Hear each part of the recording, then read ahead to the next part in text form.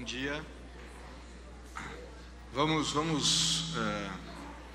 dar continuidade então ao estudo em 1 Coríntios, né, os fundamentos para a vida cristã. Antes de nós começarmos, vamos orar? Senhor Jesus, muito obrigado por esse tempo, muito obrigado, ó Pai, pela oportunidade que o Senhor nos dá de juntos ouvirmos a Tua Palavra, ouvirmos a voz do Teu Santo Espírito e compreendermos, ó Pai, entendermos quem o Senhor é, para adorá-lo como Deus, como Salvador, Senhor das nossas vidas. Te agradecemos por Cristo Jesus que, ó Deus, trouxe a nós, a Ti, ó Deus, quem o Senhor é, e te agradecemos porque o Senhor se fez carne e nos salvou e nos enviou o Teu Santo Espírito para compreendermos todas essas coisas. Fale com cada um de nós aqui, para a glória do Teu nome. No nome do Senhor Jesus que oramos. Amém. Bom dia. Vamos abrir para 1 Coríntios então, capítulo 1. Só para nós nos situarmos, né? Dentre os temas que tem em Coríntios, nós elencamos alguns deles, né? E iniciamos pela sabedoria de Deus. Qual é a sabedoria de Deus e qual é a sabedoria do mundo? E vimos que em 1 Coríntios capítulo 2 nos mostra que essa sabedoria de Deus é o Senhor Jesus. E por que é o Senhor Jesus? Porque está na pessoa do Senhor Jesus, né? Porque é por meio da obra do Senhor Jesus que mostra quem Ele é, nos dá a possibilidade de participarmos da nova aliança, lá de Ezequiel e Jeremias. E essa nova aliança faz com que Deus tire o coração de pedra e coloque o coração de carne, coloque em nós o seu Espírito, condição de segunda aliança, né? E sendo a habitação do Espírito, passamos a ter o que? Poder compreender a mente de Deus, podemos compreender o que? O coração de Deus, como é que Deus processa as informações e a aplica, né? E para isso nós vimos 3 conceitos, vocês lembram ou não? Isso, muito bem, nessa hora da manhã de forma alguma, né? Conhecimento, entendimento e sabedoria. Conhecimento é a informação recebida, entendimento é o processar esta informação, e a sabedoria é colocar em prática isso, né? Quando falamos de sabedoria, vem à nossa mente Salomão. Por quê? Salomão conseguiu decidir numa situação inédita aquilo que era o melhor das duas posições, né? E vimos que esta sabedoria dada por Deus, ela não é uma sabedoria que é dada num momento. Por quê? Porque isso vem do quê? De um conhecimento prévio que passa a ter a ação do Espírito de Deus para processarmos esse conhecimento da forma que possamos o quê? Decidir de acordo com aquilo que Deus pensa, com aquilo de acordo com o que Deus se agrada. E tudo aquilo que Deus pensa e se agrada é o melhor para nós. Provérbios capítulo 8 diz o quê? Aquele que peca violenta a sua própria alma. Deus não fala para nós não pecarmos porque vai ferir a santidade de Deus. Deus vai deixar de ser soberano. Deus vai abalar as estruturas de Deus quando nós pecamos. Deus fica triste, né? Não quero deixar Deus... Não, que isso? Deus fala para nós não pecarmos porque é para o nosso bem, para nós vivermos de uma vida que vale a pena, né? E sabedoria está na decisão, qual que é, para que caminho eu vou. Isso é um resumo daquilo que vimos nos 2 últimos domingos. Vamos ver ainda o capítulo 1, comecinho sobre santidade, se Deus quiser no domingo que vem. Hoje nós vamos entrar no capítulo 3, né, para falarmos do crente espiritual e do crente carnal, né? Entrarmos um pouco nesse conceito. Mas eu queria finalizar um pouco esse tema da sabedoria. Fizemos uma recapitulação muito breve, muito sucinta, né? Mas, pegando esse aspecto da sabedoria, que a sabedoria é a aplicação de um conhecimento processado, qual é o conhecimento que nós temos? Aonde vem esse conhecimento, né? Vocês lembram que nós vemos em Deuteronômio, quando é que os povos que estavam em volta de Israel iam olhar para Israel e falar assim, olha, esse povo é sábio e entendido. Quando? O que eles tinham que fazer para isso? Isso, cumprisse o quê? Uma ordem dada por Deus, uma determinação objetiva de Deus, né? E nós temos essa informação objetiva de Deus? Temos várias. Aqui eu só coloquei aqueles exemplos mais comuns, né? Por exemplo, mulheres. Qual que é a determinação objetiva de Deus? No casamento, submissão. Não, mas aqui não, mas veja bem, mas é por isso, mas a palavra... Não. É submissão, né? Submeta a uma liderança. Não, mas é porque você não conhece, mas meu marido... Então, Deus está dizendo, submeta a uma liderança. Homens... Qual que é a informação, qual é o conhecimento que nós temos que ter? Qual que é? Liderança, é isso mesmo, né? Vamos parar de nos escondermos e vamos liderar, né? Ah, mas a minha mulher tem mais jeito. Então, mas a liderança é nossa. Ela pode ter mais jeito, pode ser mais inteligente, pode ser tudo, mas a liderança Deus deu ao homem. Se nós falarmos isso com o mundo, ou com pessoas dentro da igreja que não são salvas, não, mas tem isso? Várias, né? Bom, isso é um outro assunto. Então, isso nós vamos ver, se Deus permitir, no segunda... e eu não ficar colocando outros assuntos que eu não programei, né? No segundo etapa de hoje. Muitos serão chamados e poucos escolhidos. Nós estamos em que parte, hein? Mas vamos lá. Se nós conversarmos com algumas pessoas que não pensam de acordo com a categoria de Deus, não são habitação do Espírito, e não têm a mente de Cristo, não são nascidas de novo, se nós colocarmos esses conceitos, eles vão falar o quê? Que absurdo! Mas nós estamos no século XXI e pensa assim ainda. É porque não dá para pensar quando não tem as categorias de Deus, as prioridades de Deus, como Deus pensa. E só vai nos dar isso o Espírito de Deus que habita em nós. Estamos entendendo a relação de conhecimento, entendimento e sabedoria? Empregados, fazei como para o Senhor. Mas tem aquelas pessoas que dizem, né? Não, para compensar que eu cheguei mais tarde, eu vou sair mais cedo. Vocês já viram essa, né? Então, o aspecto é como é que nós estamos sendo, aonde nós trabalhamos, que Deus tem a informação, o conhecimento de como nós temos que agir, está nas Escrituras. E como é que nós estamos agindo? Não, mas todo mundo lá faz diferente. Então, mas é que nós pensamos com as categorias de Deus. Nós temos a mente de Cristo, o Espírito nos ensina que é desta forma que nós temos que fazer. Nós estamos dando ouvido a quem? Jovens, foge das paixões que há no mundo. Não faça como Diná, né? Lá em Gênesis 34, Diná só foi dar uma olhadinha e veja o que aconteceu com ela. É só uma olhadinha, não vou fazer nada, afinal de contas só preciso saber. Então, Deus diz, cai fora, esse é o padrão de Deus. Não, mas não dá para entender. Então, se não está dando para entender, cuidado, né? Precisa ver se é nascido de novo, e se for nascido de novo, para de apagar ou entristecer o Espírito. Porque é esse Espírito quem vai nos ensinar todas as coisas, nos fará lembrar daquilo que vos tenho dito, Jesus falou em João 14 e 16. Procedimento, submetei-vos a toda a autoridade, seja ela qual for, né? Estudantes, aos professores, funcionários, ao seu superior hierárquico, a liderança de forma geral. Por quê? Porque isso é agradável diante de Deus, porque é assim que tem que ser. Ou seja, tudo isso que nós recebemos de Deus é conhecimento, é conhecimento, é conhecimento. Se nós não tivermos a ação do Espírito em nós, isto não tem lógica. Vai ser como 1 Coríntios capítulo 1, quando diz assim, olha, Jesus, basta crer que nós somos salvos. O que diz os gentios? Isso é loucura. Como é que um ladrão da cruz foi salvo depois de tudo que fez? Porque isso só se discerne espiritualmente. Esta forma de vida, nós só podemos viver o que Deus está dizendo pelo seu Espírito que em nós habita. Se você quiser falar, não, vou trabalhar para Deus, então é assim que tem que ser, segunda-feira, deixa comigo. Vai dar errado. Não vamos, porque isso não parte de nós. É o Espírito de Deus quem processa em nós a informação, para que nós possamos depositar fé. Está claro? Só estamos recapitulando. Aqui embaixo eu coloquei vários textos, porque esses daqui que eu mencionei são aqueles comumente usados, né? Mas tem vários textos aqui de Provérbios. Vamos pegar alguns ali. Vamos para Provérbios. Por exemplo, 19:2. Aqui é uma informação dada, né?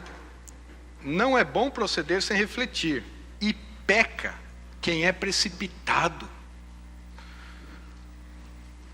Deus está dizendo, a informação aqui não é bom proceder sem refletir. Não tome uma decisão precipitadamente. Calma.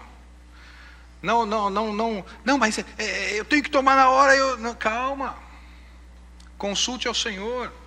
Por quê? Porque essa é a informação. Como é que nós vamos fazer isso? Porque normalmente nós colocamos o carro na frente dos bois, né? Nós queremos decidir fazer. Aplique o princípio pelo Espírito de Deus. Tem vários princípios aqui, não vamos ler todos, mas se os princípios de Deus, e esse tema sabedoria está muito ligado com fazer a vontade de Deus. Você sabe qual é a vontade de Deus para a sua vida? Não sabe ainda? Como é que você vive? Como é que você toma as decisões? Isso é um outro estudo, mas está muito ligado com a sabedoria de Deus. E diz, se os princípios de Deus ou a sua vontade não forem observados, não haverá sabedoria de Deus para as decisões e situações inéditas. Nós vimos que Salomão foi ensinado por Davi nos preceitos de Deus.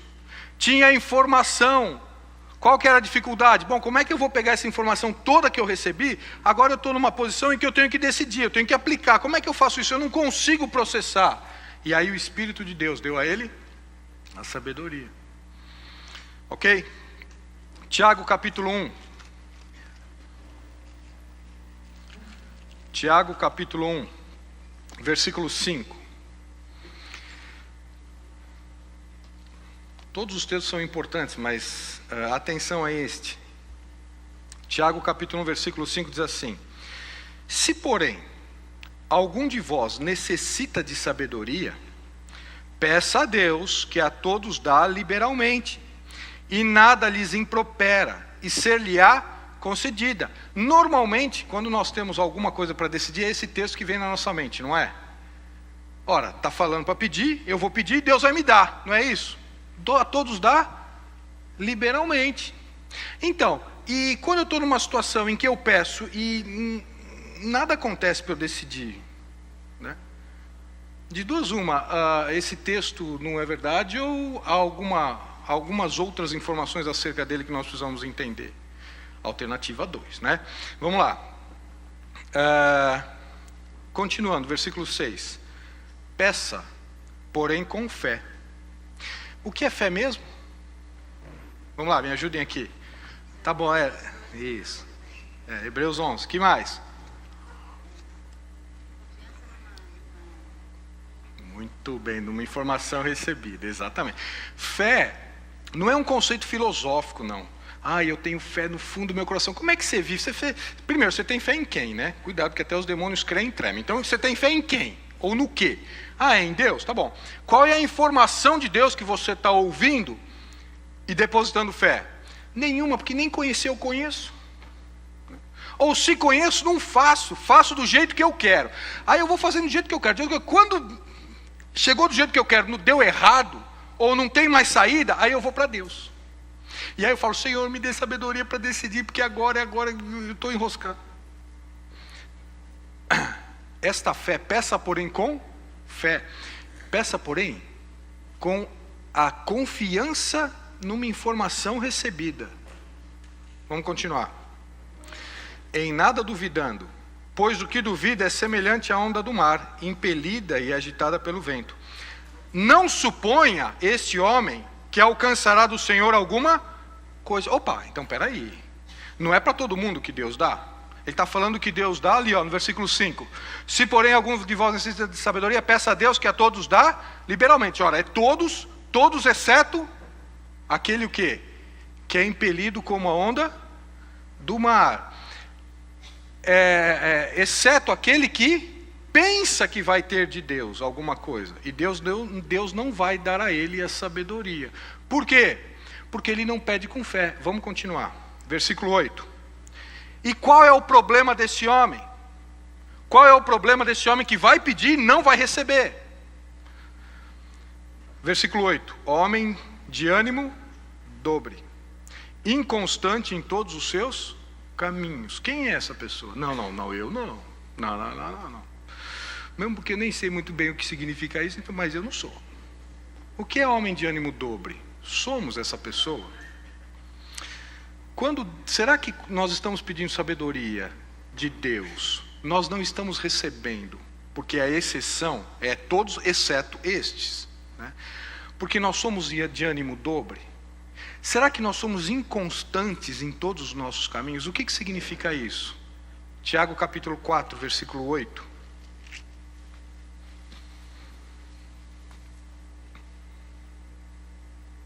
Chegai-vos a Deus, e Ele se chegará a vós outros. Purificai as vossas mãos, pecadores. E vós, que sois de ânimo dobre, o quê? Opa! Ânimo dobre tem a ver com um problema de coração. É interessante que o coração tem a ver com um problema de fé. Portanto, se eu sou de ânimo dobre, eu não tenho fé, porque eu tenho um problema no meu coração que precisa ser limpo. E o que significa isso? Provérbios capítulo 3.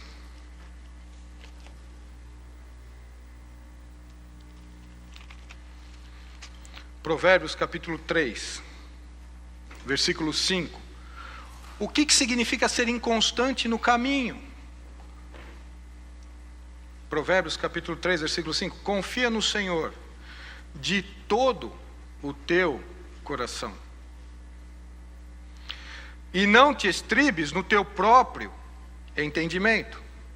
Reconhece-o em todos os teus caminhos, e ele endireitará as tuas veredas. Não seja sábio aos teus próprios olhos. Teme ao Senhor e aparta-te do mal. Será isso saúde para o teu corpo e refrigério para os teus ossos. Tem até um aspecto de alma e de corpo aqui, mas isso é um outro tema. Veja o resumo desse texto. Leiam esses 3 textos em conjunto, né? Deus dá sabedoria a todos que pedem, e faz isso de forma liberal. Por quê? Porque sabedoria tem a ver com conhecimento processado. A sabedoria é o final da linha. Deus nega o conhecimento dele para alguém?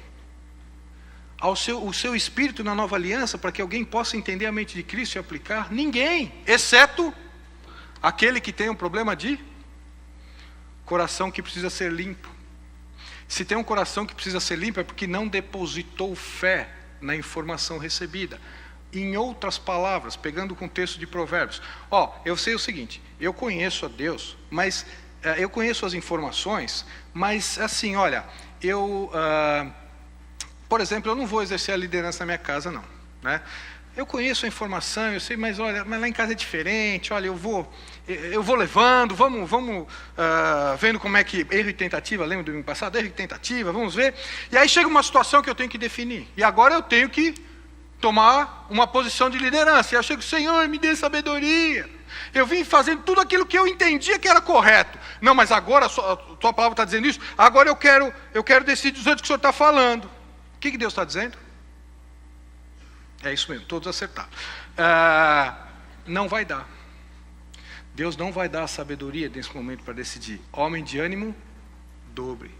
Não pensemos nós que nós vamos viver do jeito que nós estamos, que nós bem entendemos que devamos viver, e chegar nas horas que nós temos que decidir algumas decisões mais, né, aquelas decisões que nós entendemos que sejam mais agudas, definitivas, né? E agora, nesses momentos nós corremos para Deus. Nos outros eu vou viver na minha vida. Deus está dizendo, mas eu não vou observando, não. Eu vou viver na minha vida. E quando chegar nos momentos, Deus, e agora? O que eu faço? Provérbios 2 está falando: pode buscar que Deus não vai ouvir. Pode perguntar que Deus não vai responder. Porque é um problema de coração. Eu não estou dizendo aqui que nós, então, para não termos isso, para Deus dar sabedoria, nós nunca mais vamos pecar. Não. Né? Eu falei domingo passado para procurar minha esposa, fizeram uma fila para saber lá os meus... então como é que é? Aqui que o Dante erra, onde é que eu... Tem várias questões, né? E nós não observamos o que Deus está dizendo por incredulidade. Somos incrédulos na informação. E Deus vai trabalhando. Esse é o processo da santificação. Aquele que começou a boa obra de completá-la até o dia de Cristo. Mas como é que é o nosso coração? Será que o nosso coração é sábio? E sabedoria é aquele que ouve? Né? Senhor, eu estou entendendo. Eu não consigo. Senhor, que o Teu Santo Espírito me faça entender. Faça isso. Filipenses capítulo 2. A obra de santificação é uma obra do Espírito de Deus em nós. Agora, é diferente de nós querermos viver a vida do jeito que nós estamos querendo viver, tomar as decisões por aquilo que nós achamos que é o certo, por aquilo que nós temos de informação recebida enquanto vivemos, e aí chegar em situações que nós temos que decidir. Não, essa decisão é de fato essa aqui, eu vou precisar de Deus. Deus, e agora? Deus está falando, mas agora que você vem me buscar? Está claro a sabedoria de Deus? A sabedoria de Deus é um processo, é um conhecimento. É conhecendo a Deus e sendo conhecido por Ele. É um processo. Vá vivendo a vida, que vai chegar nas situações cruciais, Deus vai dando o caminho, né? Antes, vamos para... Depois eu quero entrar nesse assunto para nós terminarmos esse tema.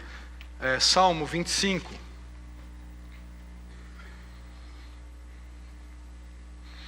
Como é que é então? Sabedoria é o quê? Eu vou tendo um relacionamento com Deus, eu vou conhecendo de Deus, tendo a informação de Deus ao longo da minha vida. O Espírito vai me ensinando as questões da forma com que Deus pensa, vai trabalhando com o meu espírito, vamos entendendo as coisas de Deus, conferindo coisas espirituais com coisas espirituais. Eu vou vivendo desta forma, né?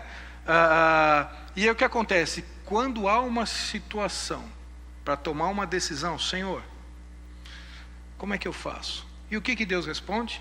Salmo 25, versículo 12. Ao homem que teme ao Senhor, Ele o instruirá no caminho que deve escolher. Temor do Senhor é o princípio da... É tudo conectado, né? A Bíblia é extraordinária, né?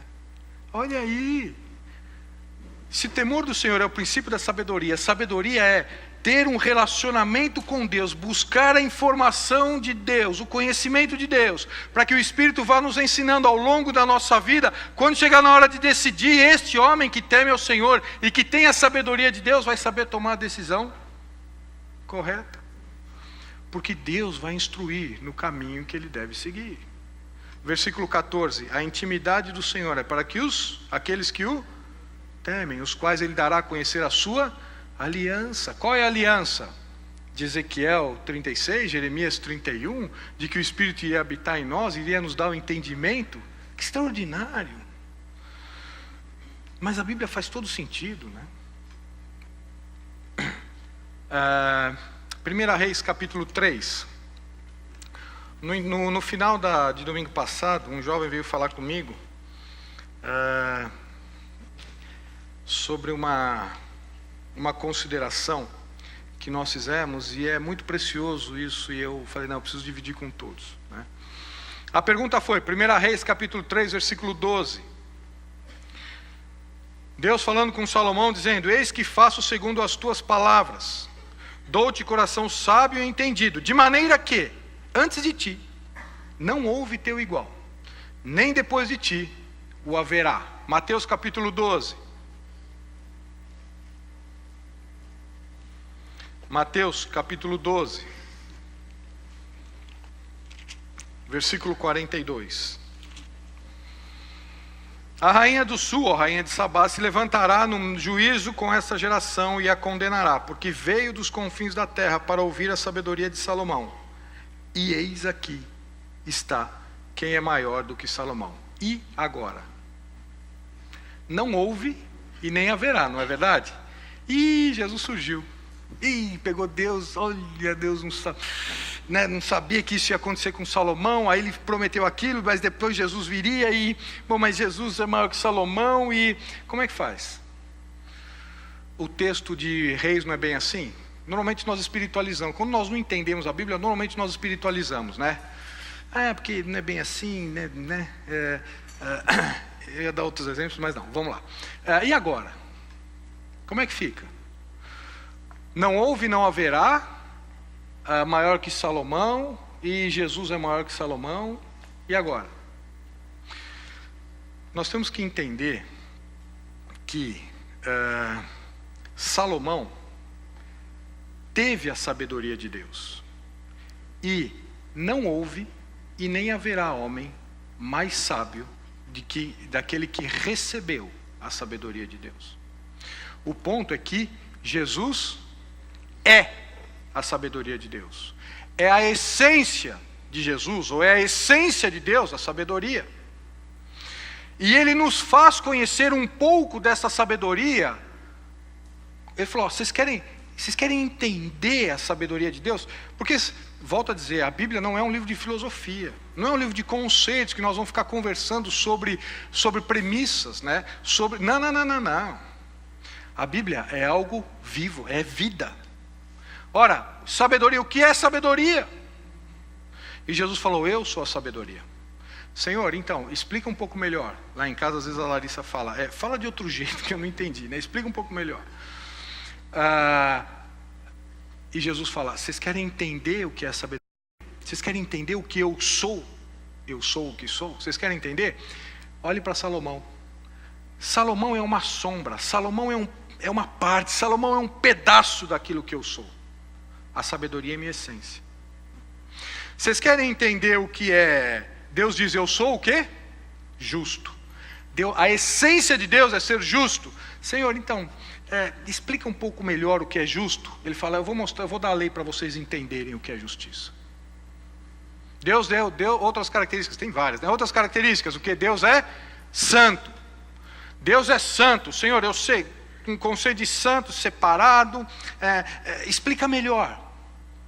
Vai ver Israel, quando passou a entrar na terra prometida, quando passou a habitar com as outras nações. Vai entender o que é santidade, para entender quem eu sou. Vocês estão entendendo a riqueza do Antigo Testamento? Essas sombras, essas figuras, todas essas características de Deus, que Deus foi demonstrando ao longo da história, para mostrar quem Ele é. Amor. Amai-vos uns aos outros. Tá bom, se eu soubesse que era amor, eu até amaria. É a mesma coisa, né? Quando os fariseus foram falar para Jesus, Jesus falou assim, ama teu próximo como a ti mesmo. O que os fariseus falaram? Se eu soubesse que era meu próximo, eu amaria. E Jesus conta a parábola lá do samaritano, né? Veja, o ponto é, não houve nem haverá homem que recebeu de Deus a sabedoria, que é absolutamente incomparável com aquilo que o Senhor Jesus é. A pessoa de Deus é. Ele é a sabedoria, Ele é amor, né? Como diz 1 João, Ele é justiça, Ele é santo. Queremos entender um pouco mais do que é isso? Deus está falando, eu vou dar algumas sombras para vocês entenderem. E aí, o que Ele fala aqui contra Israel?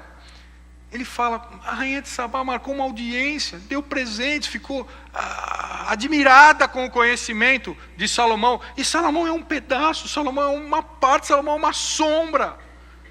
E eu estou aqui, e vocês falam, não queremos saber? Como é que nós estamos nos relacionando com esse Deus que é, né? Tudo aquilo que nós precisamos para viver?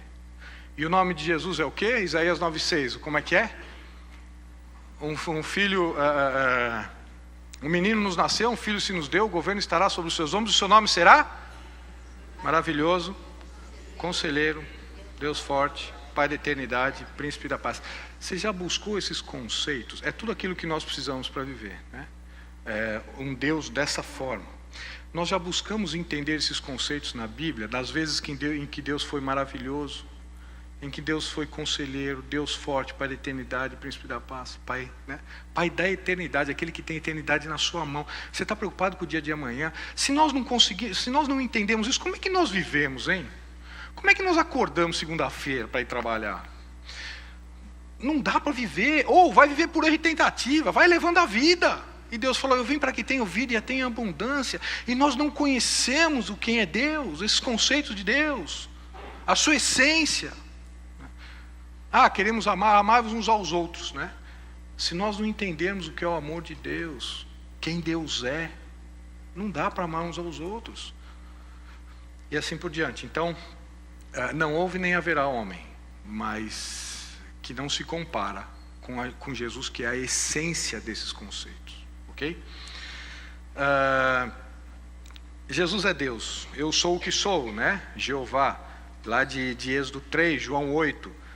Jesus é a sabedoria, é a santidade, é amor, perdão, isso que nós falamos. Todas as pessoas contêm, mas é a essência de Jesus ser isso. né? O quanto nós estamos conhecendo quem é a pessoa do Senhor Jesus. Ok? Esse é o texto que nós lemos de Salmo 25. Aqui terminamos o tempo que nós temos dedicado a isso nessas aulas. Esse assunto não termina, né? Há uma riqueza nesses textos, né? Vamos abrir só para nós finalizarmos com Colossenses. Foi um texto que nós já lemos domingo passado. Colossenses capítulo 2.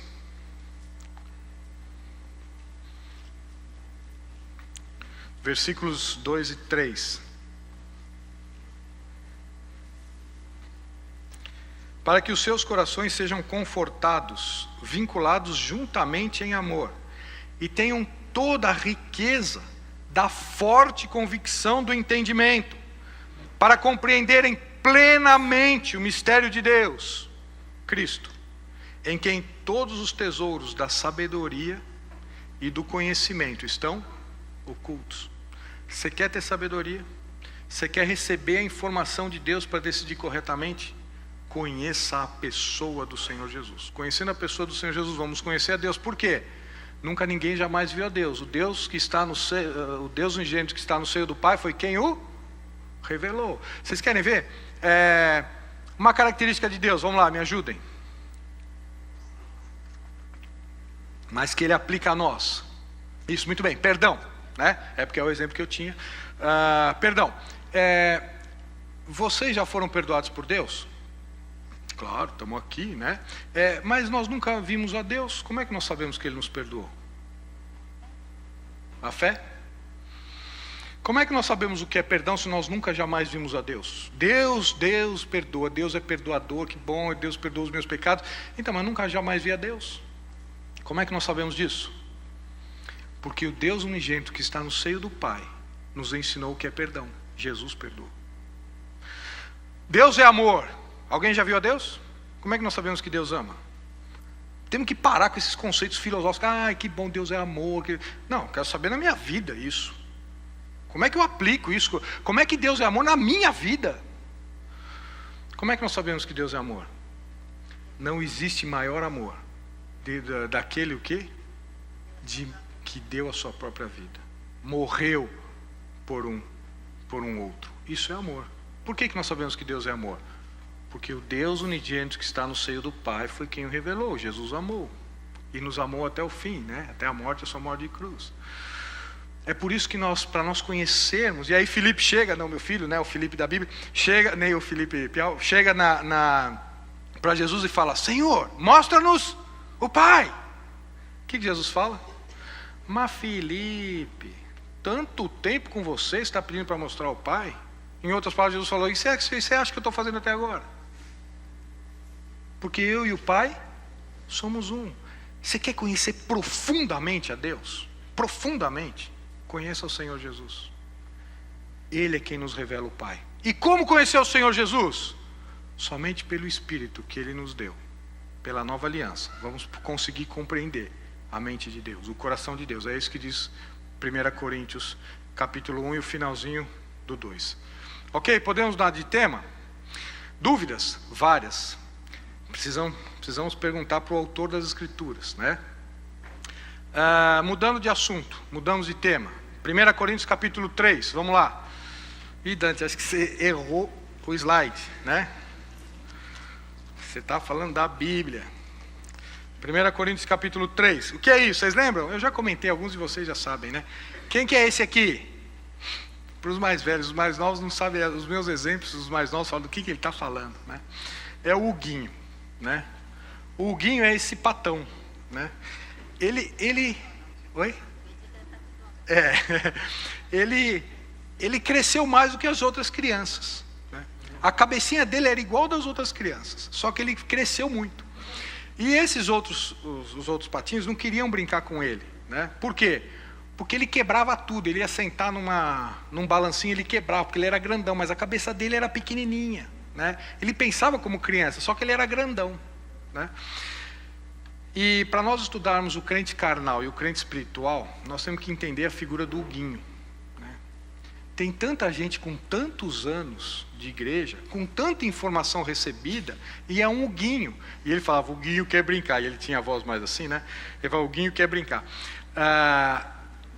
E quantos Huguinhos nós temos na igreja? Já na época de Paulo acontecia isso, né?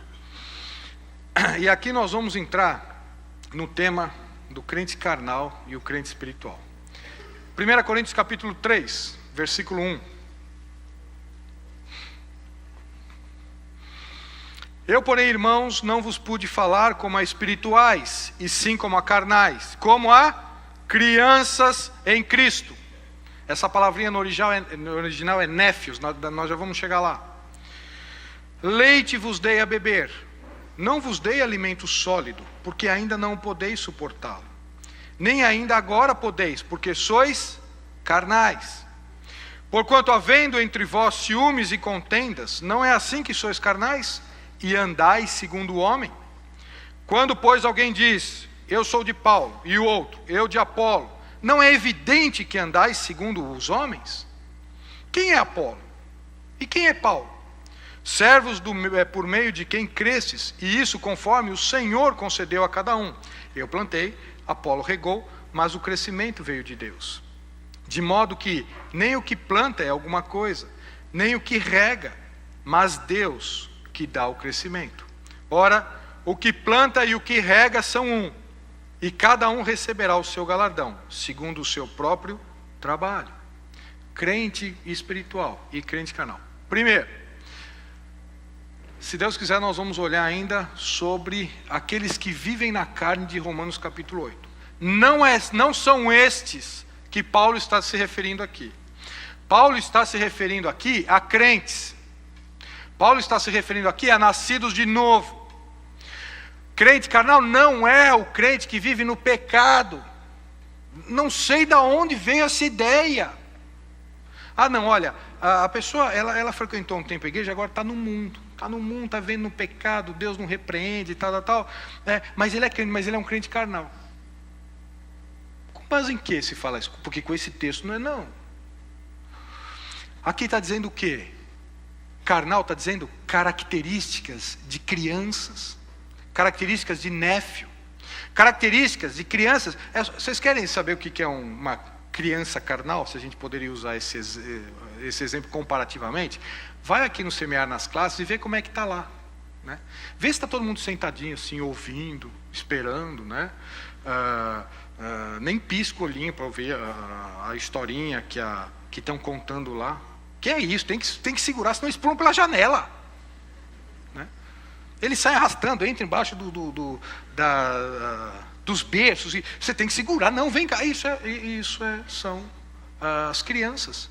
Elas, por serem assim, elas não nasceram, só que ainda estão em fase de crescimento. Na igreja é a mesma coisa. E quais são as características? É o pecado?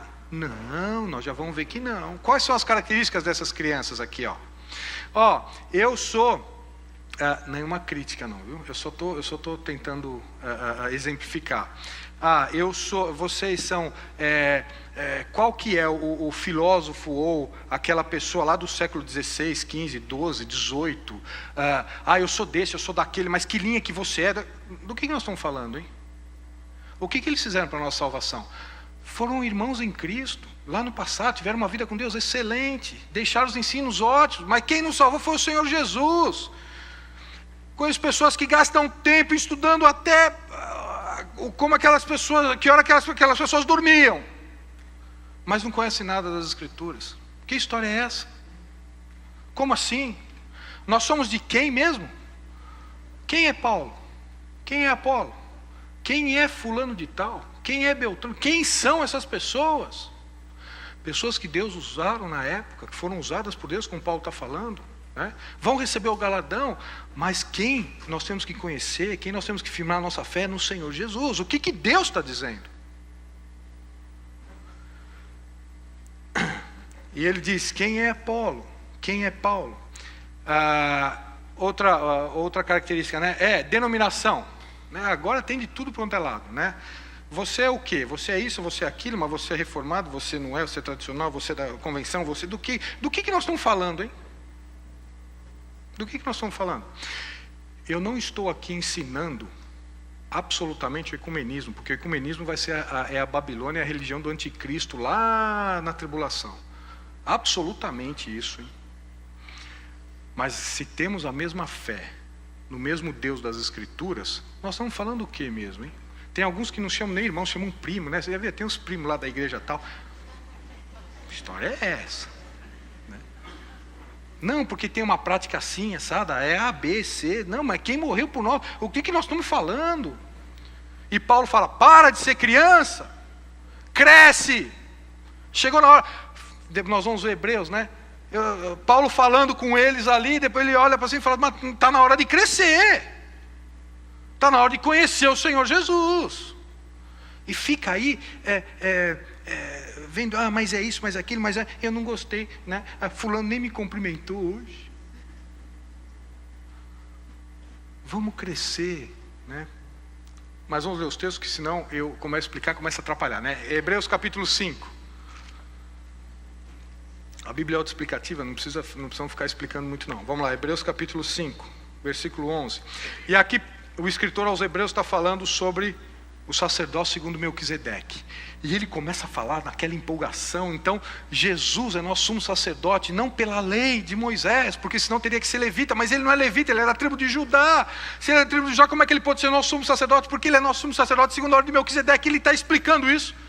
De repente ele para no versículo 11, olha para todo mundo e fala assim, a esse respeito temos muitas coisas que dizer e difíceis de explicar.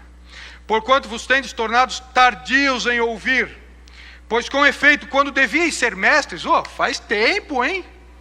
Quando devíeis ser mestres, atendendo ao tempo decorrido, tendes novamente necessidade de que alguém vos ensine de novo quais são os princípios elementares dos oráculos de Deus. Assim vos tornastes como necessitados de leite e não de alimento sólido.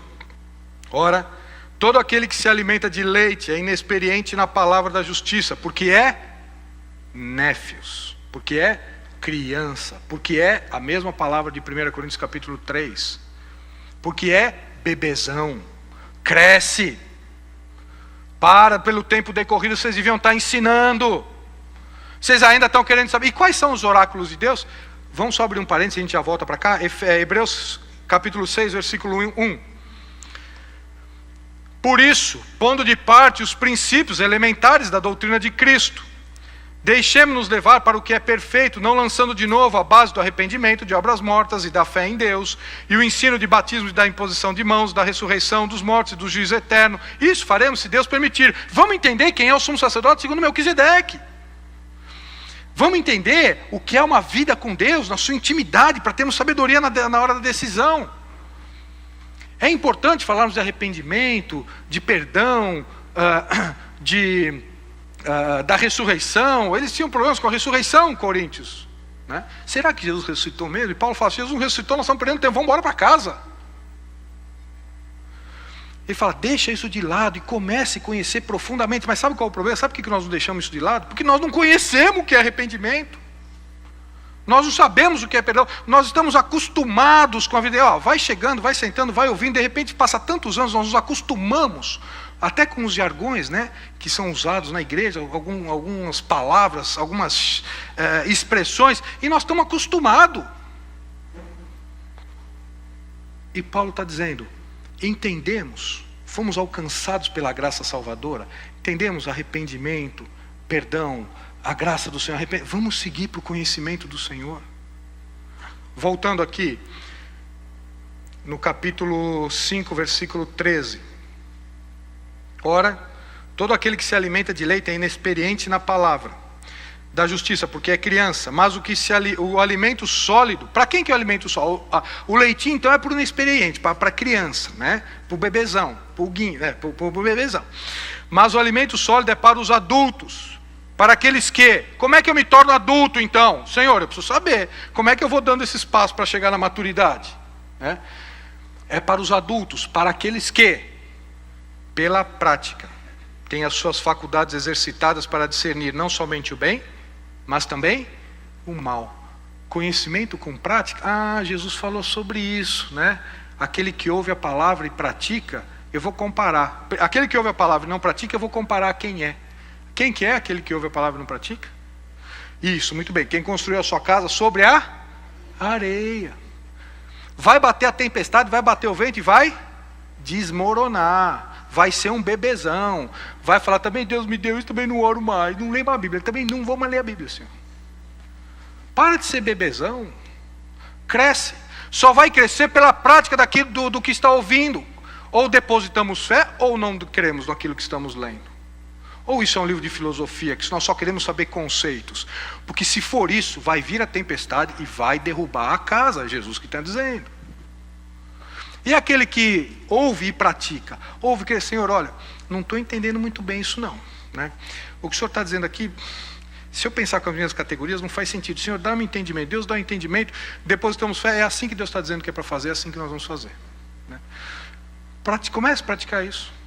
Comece a ter essa vida com Deus. Ouve a informação, pratica. Ouve a informação, coloca em prática. Ouve a informação. Você vai ver que a tempestade virá, da mesma forma que veio que está construído sobre a areia. Vai vir, pode esperar, viu? Não, mas eu pensei que cristianismo é sombra e água fresca, então enganaram você, porque não é não, viu? Vai vir provação, vai vir aflição, isso faz parte do nosso crescimento. Mas quando vier, nós estamos o quê? Firmados na rocha, porque nós não trabalhamos só com conceitos. A nossa vida cristã não se resume só aos domingos, se resume num conhecimento profundo de quem Deus é, para que nós coloquemos isso no nosso dia a dia, nas decisões, no trabalho, com os vizinhos, em casa, com os negócios, na declaração de imposto de renda, está na época, né? Enfim, tudo isso, né? E aí, nós vamos começar o quê? Nós vamos deixar de ser bebês, para começar a crescer. Vamos para o intervalo, a gente volta continuando o assunto. 1 Coríntios capítulo 3, de 1 a 8, mostra duas categorias de crentes nascidos de novo, né?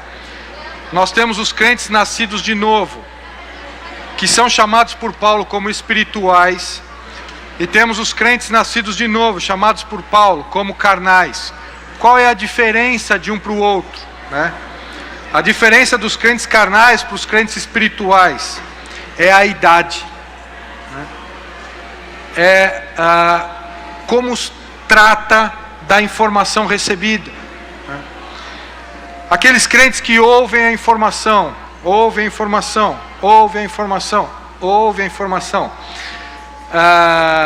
e não a praticam, são crentes imaturos na fé, são bebezões, são crentes que querem receber de Deus não aquilo que Deus tem para eles. São crentes que querem receber de Deus aquilo que querem, na hora que querem, do jeito que querem, na forma que querem. E se Deus não der... Não é assim com os filhos mimados? Vocês já viram filhos mimados? Filhos mimados é assim: pai, eu quero esse carrinho. Tá bom, filho. Então, que cor? Eu quero azul. Aí você compra e dá o carrinho azul para o seu filho. E ele olha bonito e tal, joga na parede. Normalmente os filhos são assim, né? Não são filhos mimados, filho não é repreendido pelo pai, não segue as escrituras para educar, enfim. Aí joga na parede, pega, joga, chuta e tal. E aí ele chega um dia assim: agora eu quero o carrinho amarelo. Não, meu filho, mas você escolheu o azul. Não, agora eu quero amarelo. E o pai, que provavelmente não tem não consegue pensar com as categorias de Deus para educar o filho, chega, vai lá e compra o carrinho amarelo. E o filho pega o carrinho amarelo, pega o carrinho azul e joga os dois na parede. E joga, e está enjoado com aquele carrinho amarelo, né? Com aquele carrinho amarelo, e aí ele quer um carrinho preto. E assim por diante, com os carrinhos, e o pai vai dando. Aí nós olhamos para esse pai e falamos o quê? Não faz isso, você estraga o menino, né? Imagina, ele vai chegar quando crescer, vai entrar na sala do chefe, vai chutar a porta e falar: eu quero um aumento. E se não der, eu peço demissão. Não é verdade? Não, é só com essas crianças mimadas que acontece. Bom, e aí o que acontece? Né?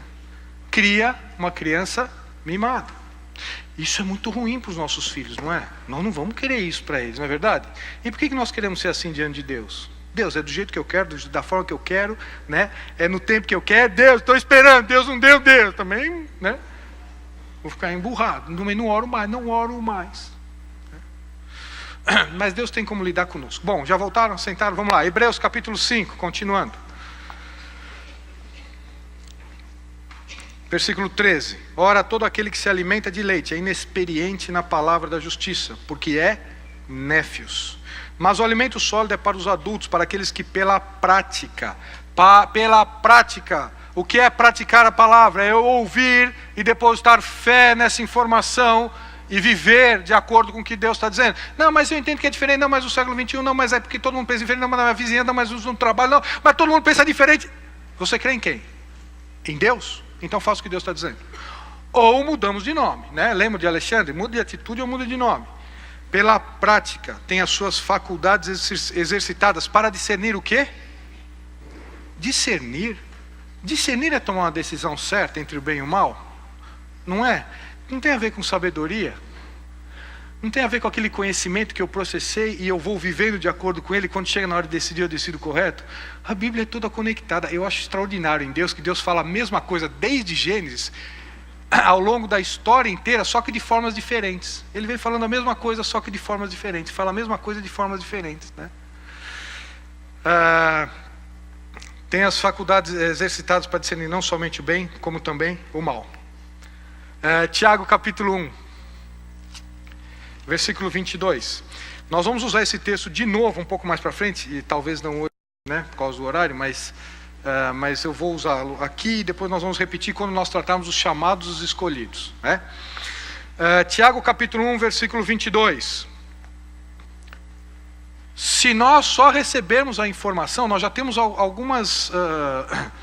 alguns exemplos de Deus, né? Se nós só recebermos a informação e não praticarmos, nós já sabemos que a hora que vier a tempestade, a casa vai cair, né? Nós já sabemos que se nós recebermos a informação e não praticarmos, nós não vamos saber discernir entre a mão direita e a mão esquerda. Nós vamos saber discernir entre o bem e o mal. Se nós não praticarmos aquilo que nós estamos ouvindo, se você sair daqui só com a informação e viver a sua vida de segunda a sexta, né? Primeiro, na aprovação, a sua casa vai cair. Segundo, você vai ser um bebezão, né? E dá um trabalho, viu? Nos relacionamentos, né? É só pegar uma criança que tem, né? Vê uma criança que tem uma família que tem 10 criancinhas assim, né? Os primos se reúnem e tal. Vê o trabalho que dá. Cuidado, olha a piscina, fecha a janela, cuidado, põe aqui, segura, né? Metade do tempo é só organizando. Assim, imagina dentro da igreja. Bom, mas vamos lá. Então, vai ser um bebezão espiritual, né? E terceiro, então, vamos lá, as 3 características de quem ouve. Além do que, vai ter uma pessoa desproporcional. Vocês veem que a minha forma física é porque eu pratico pouco esporte. Então, imagine espiritualmente, fica engordando e não fazendo nada com aquilo. Tiago capítulo 1, versículo 22, ou outra característica.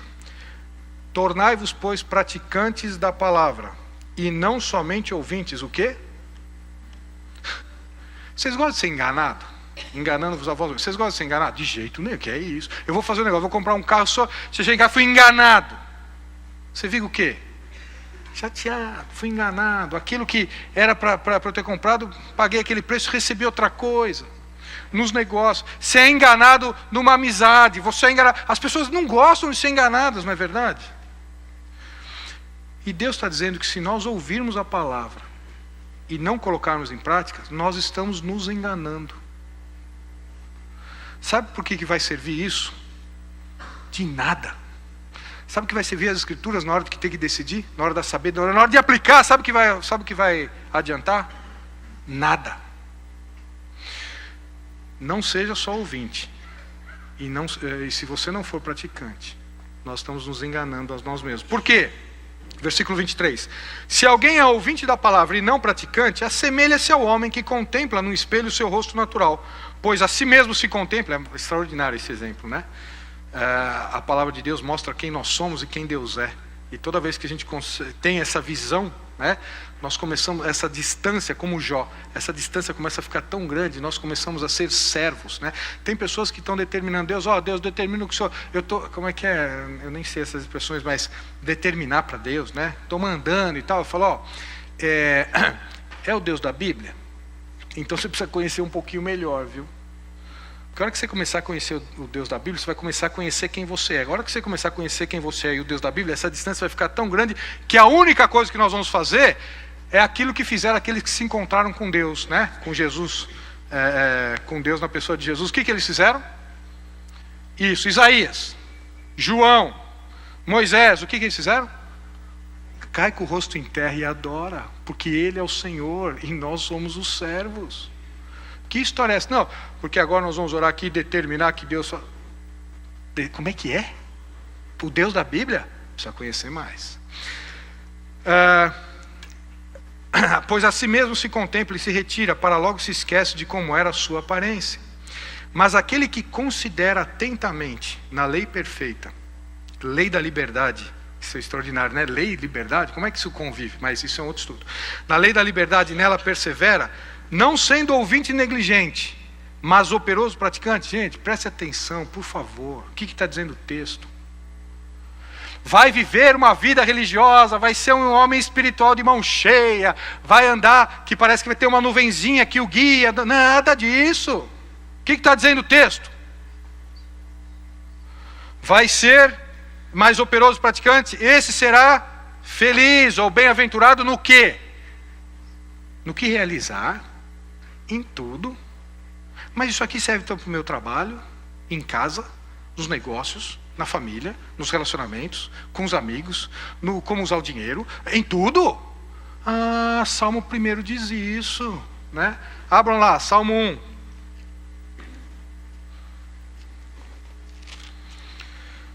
Salmo 1, bem-aventurado o homem que não anda no conselho dos ímpios, não se detém no caminho dos pecadores, nem se assenta na roda dos escarnecedores. Antes, o seu prazer está na lei do Senhor, e na sua lei medita de dia e de noite. Para ter um conhecimento filosófico, absolutamente, porque se ele for ouvinte e não for praticante, nem medite, não adianta nada.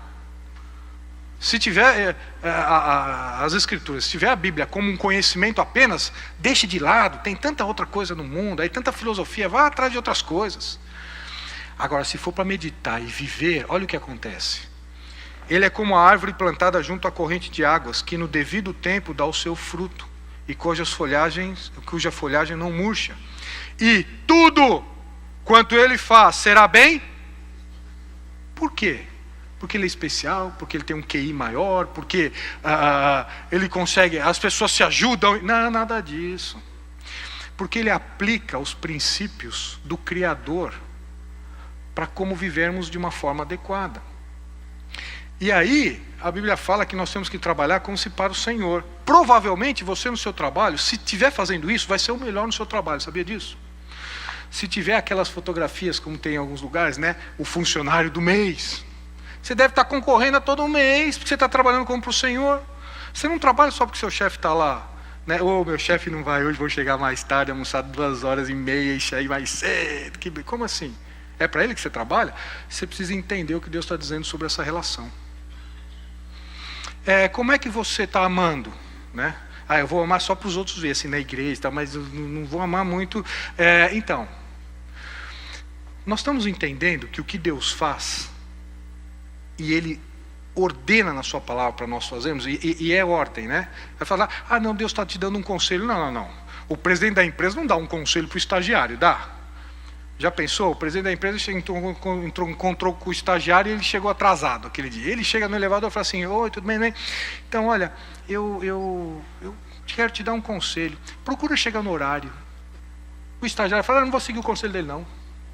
Eu acho que eu chego a hora que eu quiser e tal. Deve demorar uns 2-3 dias da empresa só, né? Porque conselho do superior hierárquico é o quê? Uma ordem, né? É interessante que a gente entende isso no mundo empresarial. Por que a gente entende isso na Bíblia? Deus está dizendo que não, mas Deus, pera um pouquinho, deixa eu contra-argumentar, porque assim eu não entendo dessa forma.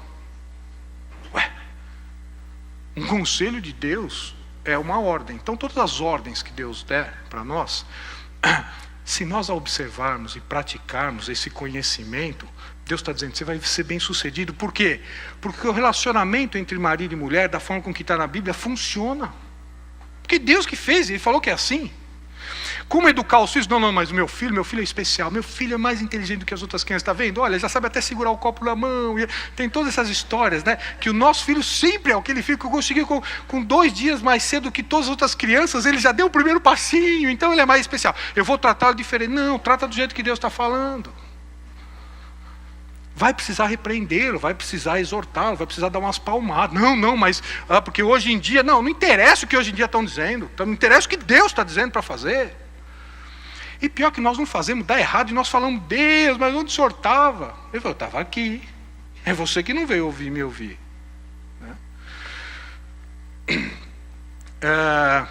Voltando para... Já vamos para outro texto. 1 João capítulo 3. Será bem sucedido em tudo o que fizer. 1 João capítulo 3. Então quer dizer que eu nunca vou ter dificuldade na vida, eu nunca vou ter provação, Deus sempre vai me abençoar. Não. Calma, né? Isso é um outro estudo, vamos devagar, que a aprovação faz parte do crescimento, está lá em Tiago, está lá em Hebreus, enfim. Mas vamos lá, 1 João capítulo 3, versículo 4. Crente carnal, crente espiritual. Primeiro, tem a ver com idade espiritual. Tem a ver com a prática da palavra e não apenas o conhecimento. Tem a ver com saber decidir e crescendo diante de Deus. 1 João capítulo 3, versículo 4 vai nos mostrar o outro lado. Vocês lembram que eu afirmei no início? Que o crente carnal não é o crente que vive no pecado. E por que não é? Vocês tinham que ter feito essa pergunta para mim. Mas por quê? É o que você acha que Deus está dizendo. 1 João capítulo 3, versículo 4. Todo aquele que pratica o pecado também transgride a lei, porque o pecado é a transgressão da lei. Sabeis também que ele se manifestou para tirar os pecados, e nele não existe pecado. Todo aquele que permanece nele não vive pecando. Todo aquele que vive pecando não o viu, nem o conheceu. Não está dizendo que nós não vamos pecar. Aquele que diz que não tem cometido pecado é mentiroso e faz Deus mentiroso. Então, portanto, somos pecadores. Paulo falava, desgraçado ou desventurado homem que sou, quem me livrará do corpo dessa morte? O bem que eu quero fazer eu não faço, mas o mal que eu não quero fazer eu faço todo dia. Por quê? Eu estou nessa carne, que é a terceira etapa da salvação, quando Deus transformar esse nosso corpo. Nós vamos pecar, mas diferente é pecar do que viver na prática do pecado reiteradamente. Filhinhos, versículo 7. Não vos deixeis enganar, porque por ninguém. Aquele que pratica a justiça é justo, assim como ele é justo. Aquele que pratica o pecado procede do diabo, porque o diabo vive pecando desde o princípio. Para isso se manifestou o Filho de Deus, para destruir as obras do diabo. Todo aquele que é nascido de Deus não vive na prática do pecado, pois o que permanece nele é a divina semente. Ora, esse não pode viver pecando porque é nascido de Deus, é nova natureza. Como é que nós vamos ver para aquilo que nós morremos? Diz Paulo lá em Romanos. Mas então por que nós pecamos reiteradamente? Por quê? Porque somos incrédulos, porque não conhecemos a vontade de Deus para a nossa vida, não sabemos o que Deus tem. E aí vão ser o quê? Bebês chorões, uguinhos. Versículo 10. Nisto são manifestos os filhos de Deus e os filhos do diabo. Eu nem sabia, tinha filho do diabo, mas as pessoas falam, eu fui criado e aprendi que todo mundo é filho de Deus, naquele negócio, eu também sou filho de Deus, deixa eu fazer. Não. Todos são criaturas de Deus. Filhos de Deus, João capítulo 1, versículo 12, é o quê? É dado o quê? Aqueles que creem são dado o quê? O poder de ser feito. Se é dado o poder de ser feito, é porque não são. Então aqui, quando Jesus chega lá em João 8, fala, vocês são filhos do diabo, que é vosso pai da mentira e tal, para os fariseus. Então, tem duas categorias, filhos de Deus, filhos do diabo. Todos são criaturas de Deus, mas duas categorias. Nisso são manifestos os filhos de Deus e os filhos do diabo. Todo aquele que não pratica a justiça não procede de Deus. Também aquele que não ama o seu irmão.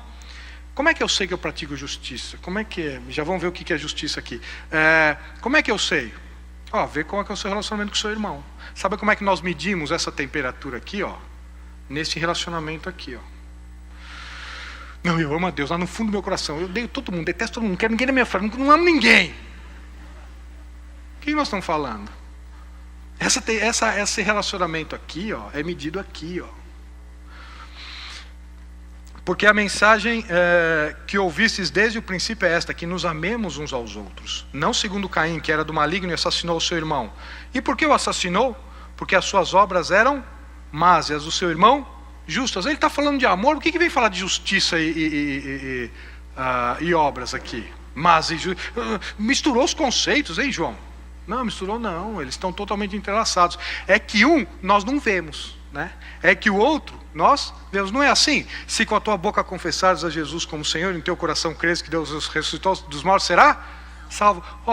O que está no coração ninguém de vocês vê, Deus vê. Mas para que os outros vejam, nós temos que confessar. Não é isso? Aquele que crê e for... Lembra lá? Vamos lá, me ajudem aqui. Vamos lá. Aquele que crê e for batizar, tá vendo? Uma coisa é no coração, que só Deus vê, e a outra é para que as outras pessoas vejam. Interessante, Romanos capítulo 4, Abraão, né? Abraão creu e isso lhe foi imputado para justiça, mas ele foi salvo por obras, de acordo com Tiago capítulo 2, né? Diante dos homens, para que os outros vejam, né? Portanto, a justiça que Deus aplicou em Cristo a nosso favor e nos salva, né?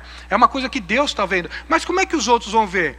Amai-vos uns aos outros. Que extraordinário, está vendo? Deus fala a mesma coisa de diversas formas, né? Porque a mensagem que eu vi desde o princípio é essa, que nos amemos uns aos outros, não segundo Caim, que era do maligno. Está vendo? Qual que é o problema do amar uns aos outros? É um problema de coração. Qual é o problema do homem dobre, de ânimo dobre? O problema é o coração. É que no ânimo dobre, as decisões mostram quem ele é. Deus já sabe. Mas as decisões mostram que ele é inconstante no seu caminho. Ora Deus, ora não, ora que eu quero fazer o que eu quero, ora que eu quero, né? E aqui é a mesma coisa. Como é que nós vamos saber que as obras, como é que nós sabemos que as obras de Caim eram más e as dos seus irmãos justas não eram boas? Não, nós já falamos sobre isso, né? Contrário de mal é bom. Então, Caim era bonzinho, bonitinho, pegou lá, entendeu? Não tinha pecado nenhum, e Abel, né? E Caim era mau, carrancudo, e eu vou dar, Deus está falando para eu fazer, eu não quero fazer. Não, nada disso. Os dois tinham a mesma natureza, os dois eram iguaizinhos, né? É que as obras de Abel eram justas e não boas. Eram justas, por quê? Deus diz lá em Gênesis, e Deus se agradou de Abel, coração, e de sua oferta, o que ele demonstrou. Que interessante. Por isso que se você falar assim, não, eu creio em Deus, eu faço o que eu quero, mas eu creio em Deus no fundo do meu coração. Cuidado, que até os demônios creem e tremem. Porque a fé sem obra é morta. Tem que ver resultado, né? João Batista falou o quê? Produzir os frutos de... arrependimento tem fruto? Fruto eu vejo. Arrependimento é mudança de mente, mas fruto eu vejo. Portanto, se Deus está trabalhando no nosso coração, isso vai ter um resultado prático. Não, mas eu sou assim, eu nasci assim, eu vou viver assim, eu não tenho outro jeito, eu vou viver assim. Cuidado, Deus não pode estar trabalhando no seu coração, hein? Porque se Deus estiver trabalhando no seu coração, ele viver assim, eu nasci assim, não, eu vou... Não vai ser assim coisa nenhuma. Deus faz nova todas as coisas, que história é essa? Esse é meu jeito, Deus muda. Deus não muda as nossas características, a nossa personalidade, mas Ele nos amolda ao caráter do Senhor Jesus. Já estou entrando em outro estudo, né? Vamos voltar para cá. Vamos lá. Porque a mensagem que eu vi, esse versículo 11, desde o princípio é essa, que nos amemos uns aos outros, não segundo Caim, que era do maligno e assassinou seu irmão. E por que o assassinou? Porque as suas obras, o seu coração era o problema. As suas obras eram más, porque Deus não se agradou de Caim, primeiro, e depois de sua oferta, segundo.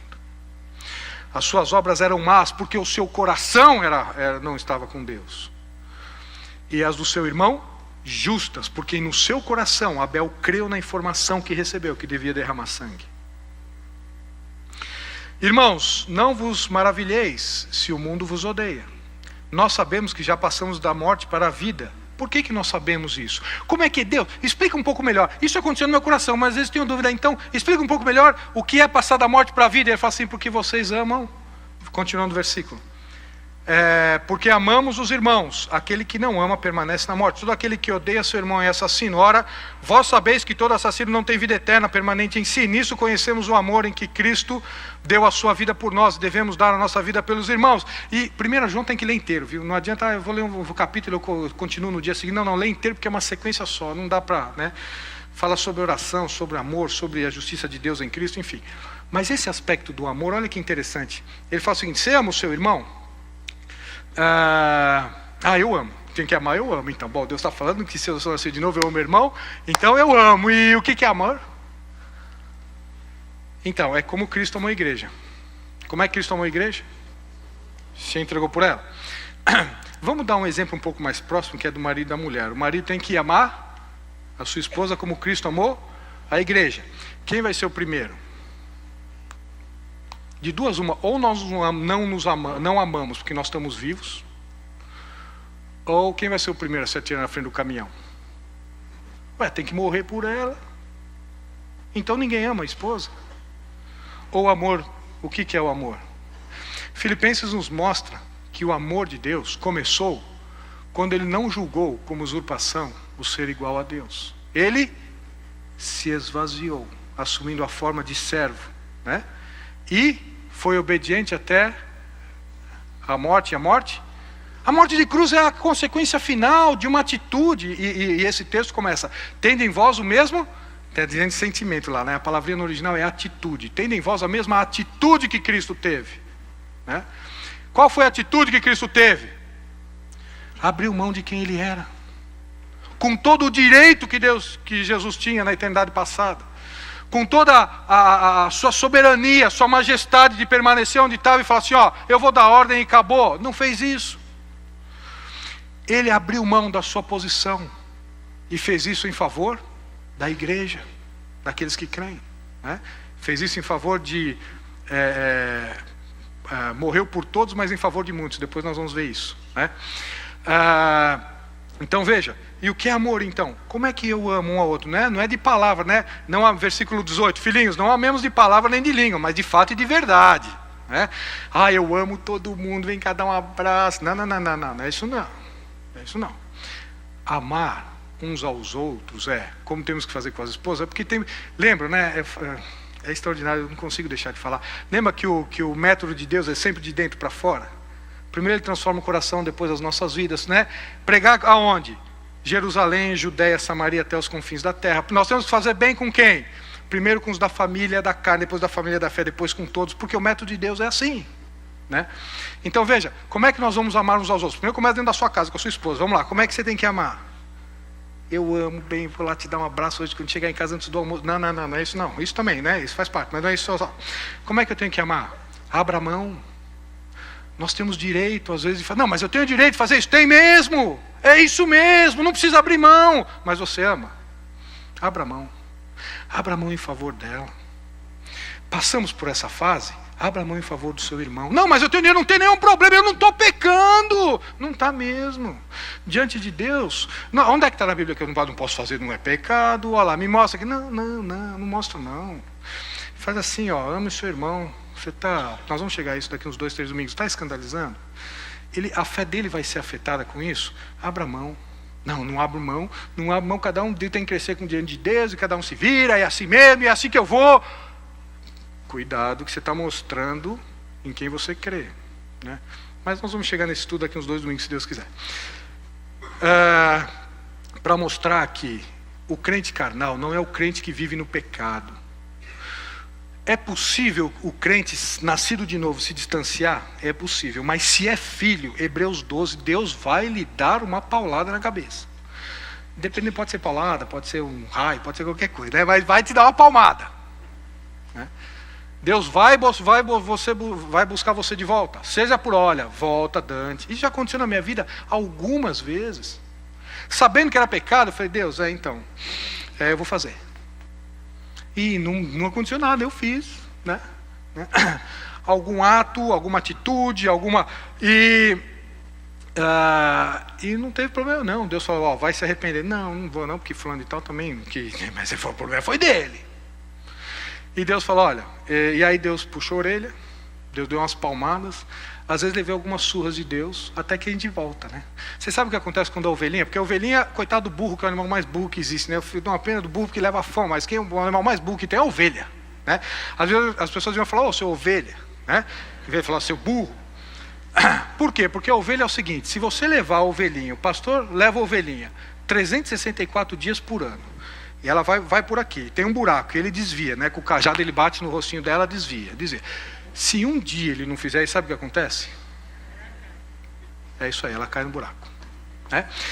Não precisa, qualquer semelhança conosco não é mera coincidência não. Jesus usou o exemplo perfeito para nos descrever. Tem outras tantas sobre a ovelha, né? Mas uma delas é o seguinte: quando o pastor chega para a ovelha e a ovelha vai caminhando, ele fala: é por aqui, a ovelha vai para lá, né? Aí ele: é por aqui, a ovelha vai para lá, é por aqui. Sabe o que o pastor faz? Não, ele quebra a perninha da ovelha. É o que Deus faz com a gente. Aí ele ata, né?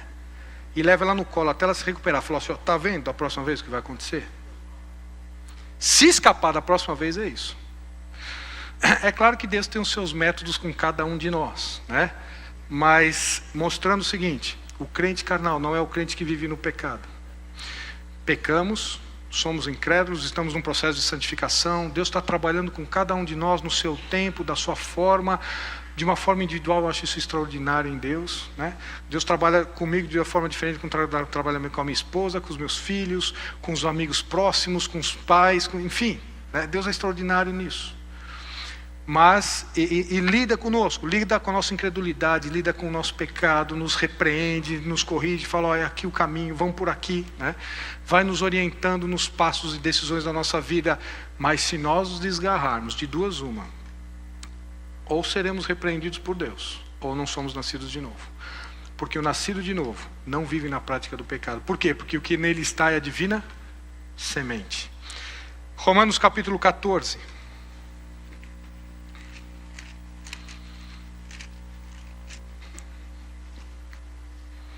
Versículo 1. Vocês vão precisar ler depois até o 16 em casa. Mas aqui está dizendo sobre o forte e o fraco, né? E depois também 1 Coríntios capítulo 8 fala isso. Nós vamos ter um tema sobre essa questão, mas eu só quero pensar um aspecto aqui. Diz assim, versículo 1. Acolhei ao que é débil na fé, não porém para discutir opiniões. Um crê que tudo pode comer, mas o débil come legumes.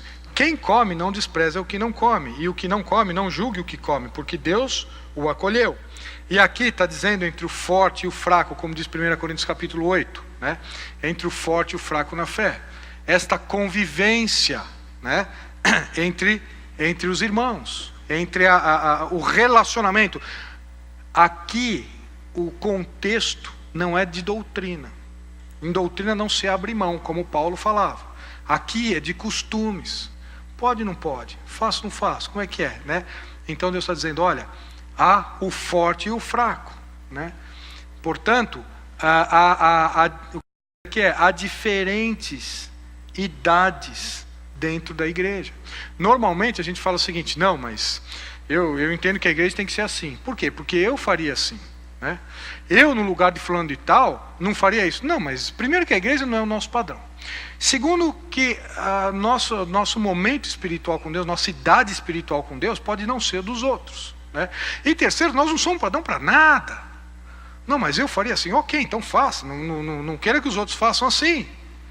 Cuidado se você está escandalizando ou não, isso é outra coisa. Mas nós não somos o padrão de todos os outros. Por isso que tem Romanos 14. Em conviver essa família, eu sempre gosto de falar do bisneto ao bisavô, né? Do bisavô ao bisneto. Numa família italiana, no almoço de domingo, convivam. É uma confusão danada, né? Cada um tem a sua idade, cada um tem o seu tempo, mas convivam. A igreja é assim. Aqui estão todos os... e aqui eu ganhei esse meu brinquedinho novo aqui, ó. Aqui são todos os termos no grego que mostram as idades espirituais.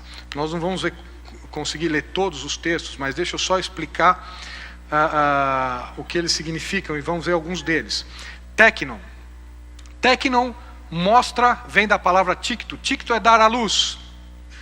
Teknon é nascido de. Se você pegar uma certidão, a sua certidão de nascimento, né, vai ter lá a sua relação de natureza. Vai estar lá, não tem lá nascido de, o nome do seu pai e da sua mãe? Então, se no grego ela estivesse, esta certidão de nascimento, estaria lá a expressão teknon. É nascido de. Não interessa a idade espiritual, interessa que você tenha filiação.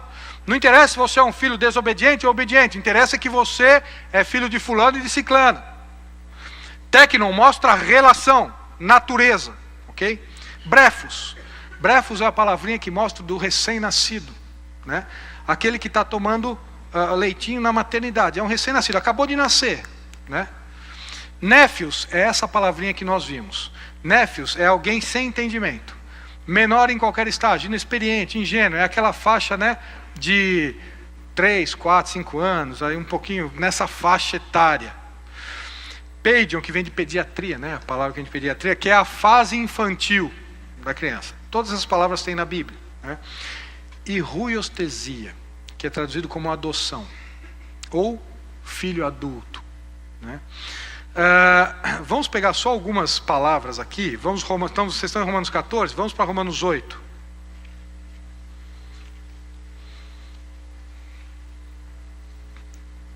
Romanos capítulo 8, versículo 16. Ora, o próprio Espírito testifica com o nosso Espírito que somos tecnon de Deus. Ora, se somos tecnon, somos também herdeiros, herdeiros de Deus e co-herdeiros com Cristo, se com Ele sofremos, para que também com Ele sejamos glorificados. Nós somos filhos de Deus pela natureza. João capítulo 1, versículo 12 diz: mas a todos quantos receberam deles o poder de serem feitos tecnon de Deus. Nascemos na família, né? Somos filhos porque nascemos de... Quais são as duas sementes mesmo? Da maneira do nascimento tem a semente do meu pai e a semente da minha mãe, não tem? Espírito... Veja, só um parênteses aqui. Tudo que acontece fisicamente, não é... Normalmente nós pensamos ao contrário, né? Jesus foi lá e vamos ver, ele pegou o exemplo do novo nascimento para falar com Nicodemos, para explicar, porque ele tentou buscar algum exemplo na natureza, como é que ele poderia fazer para explicar o nascimento espiritual. Não foi isso não. Foi ao contrário. Jesus fez nós nascermos da forma que nós nascemos na eternidade passada, porque ele sabia que espiritualmente seria assim. É ao contrário, viu o raciocínio? Então, nascemos porque há um princípio espiritual por trás disso, porque espiritualmente nascemos assim também, de duas sementes. Ou vocês acham que Deus não era criativo para mostrar uma outra forma de reprodução? Né? Não, é claro, tinha que ter reprodução. É claro que não. Na natureza tem outras formas de reprodução. Até a autorreprodução. Que história é essa que não tinha outra forma de reprodução? Claro que tinha. Mas por que essa para nós? Para nós entendermos o que é o nascimento, o novo nascimento. E o novo nascimento se dá de duas sementes. Está lá em 1 Pedro e 1 João. Esperma no grego e esporá, que é a palavra e o Espírito. As duas sementes. Quando essas duas sementes, né, se encontram ao novo nascimento espiritual. A partir desse momento passamos a ser tecnon de Deus, herdeiros. Vamos passar a habitar com o Senhor a eternidade, né? Nascidos de novo. Essa é a salvação espiritual das três fases, lembram dela? Que é no momento em que cremos, nascemos de novo. É o momento que as sementes se encontram, há uma nova vida. Espiritualmente é assim, tecnon. Né? Mas você é um filho malcriado e é como lá em 1 Coríntios, você não há entre vós muitos fracos, doentes e não poucos os que dormem. Lembram disso? Eram filhos. Se dormiu é que Deus levou para ele, né? Morreram. Como Lázaro, né? Os discípulos chegaram: vamos lá, Lázaro morreu. Jesus falou assim: não morreu não, ele dorme. Se dorme então não vamos, Jesus, daqui a pouco ele acorda, né? Jesus falou: não, deixa eu explicar para vocês, ele morreu. Por que Jesus falou que ele dormia? Porque ia ressuscitar, né? Então ele estava lá por pouco tempo. É por isso que os cristãos, quando morrem, Paulo fala que nós dormimos. Por quê?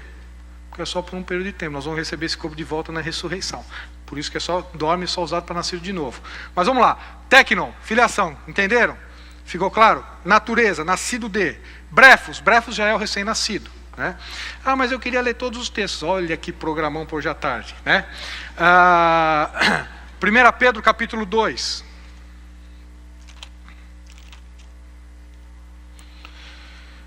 Versículo 1: despojando-vos, portanto, de toda maldade, dolo, de hipocrisias e invejas, de toda sorte de maledicências, desejai ardentemente, como brefos, como crianças recém-nascidas, o genuíno leite espiritual, para que por ele vos seja dado crescimento para...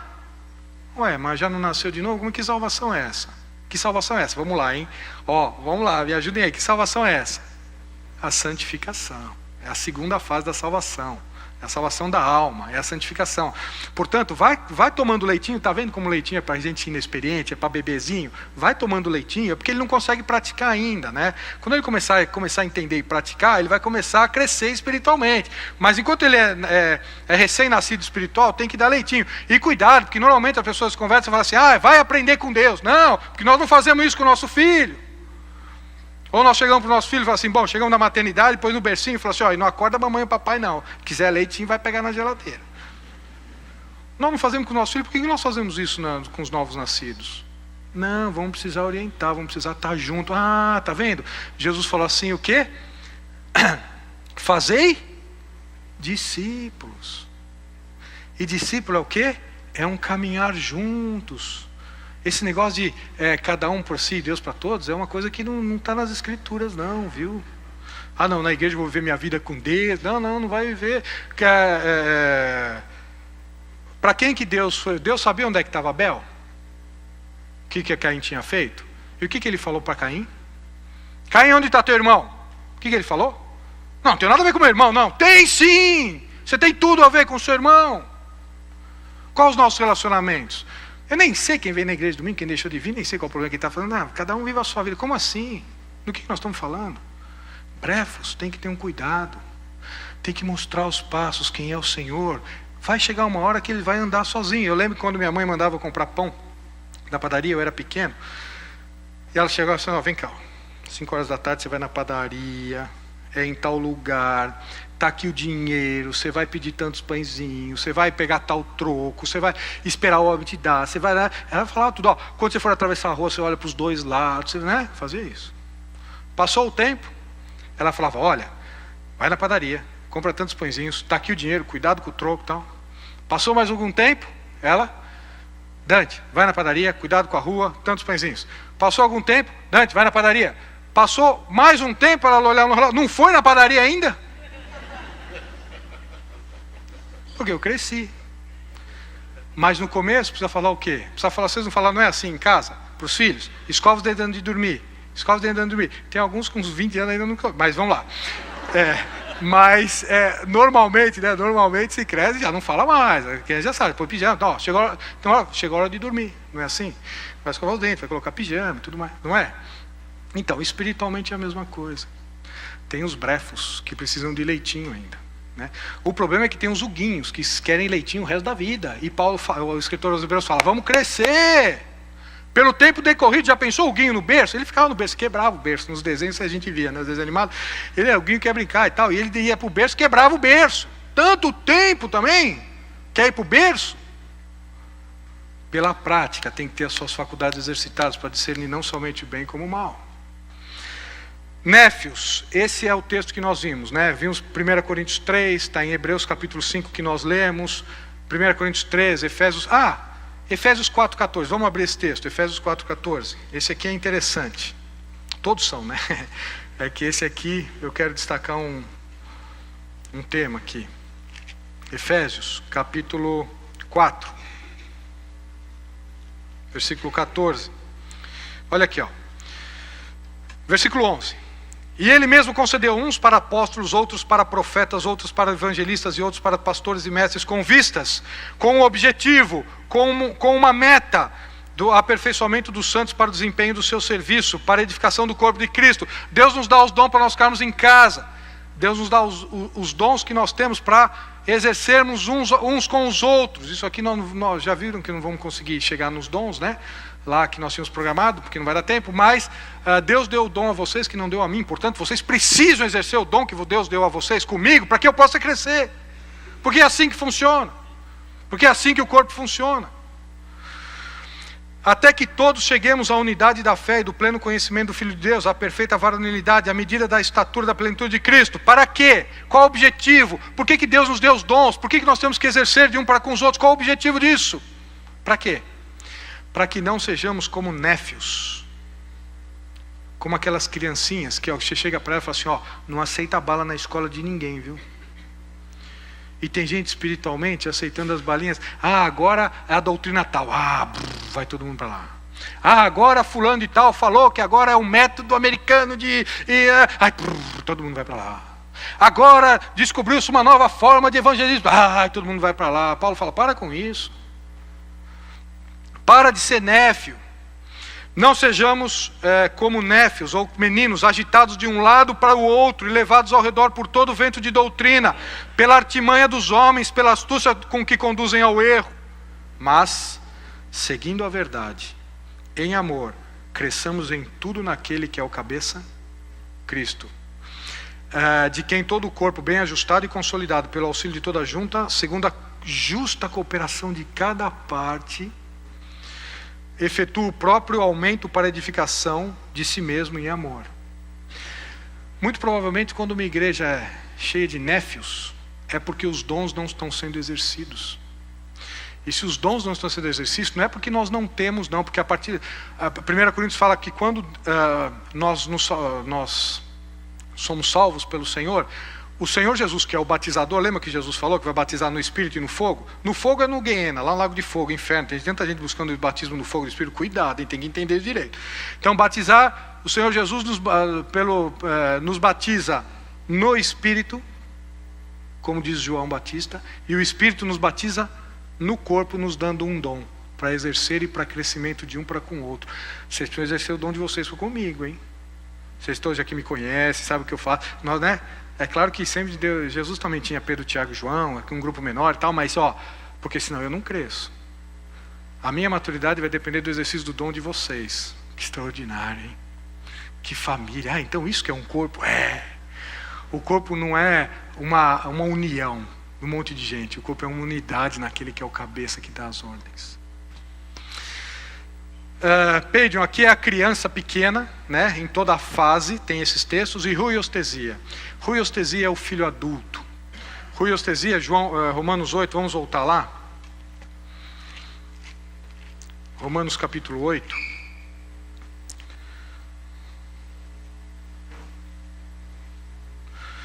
Versículo 15. Versículo 14, desculpa. Pois todos os que são guiados pelo Espírito de Deus são ruiostesia de Deus. Versículo 16. O próprio Espírito testifica com o nosso Espírito que somos tecnon de Deus. Aqui, atenção. Todo filho de Deus, independentemente da idade espiritual, é guiado pelo Espírito de Deus? Vou mudar a pergunta. Todos os filhos de Deus têm o fruto do Espírito? E agora? Eu nunca tinha pensado nisso. Não. Fruto é para uma árvore adulta. Não é isso. Pode pegar na natureza. Deus só fez da forma com que fez para que a gente pudesse entender uma verdade espiritual, né? Fruto é para adulto, para maduro. Portanto, você pode ter nascido de novo, mas eu não tenho paz, não tenho longanimidade, não tenho benignidade, não tenho mansidão, não tenho domínio próprio, não tenho fidelidade. Talvez você pode ser um nascido de novo, mas talvez esteja faltando maturidade com Deus, idade espiritual, né? Todos os filhos de Deus são guiados pelo Espírito? Não, ruiostesia.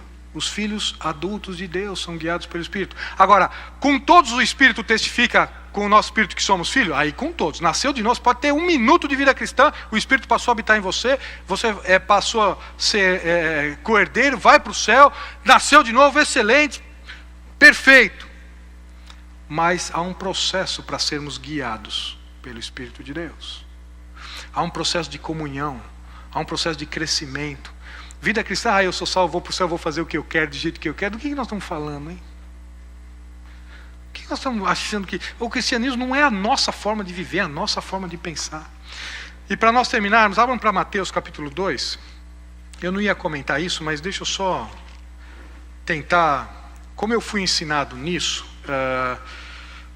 e enganado por alguns anos, por mais zelo que meus pais tivessem, mas não tinham o entendimento necessário, que nós achamos que Jesus, quando nasceu, né, ou o Filho quando se fez carne, ele foi visitado por quem, aonde?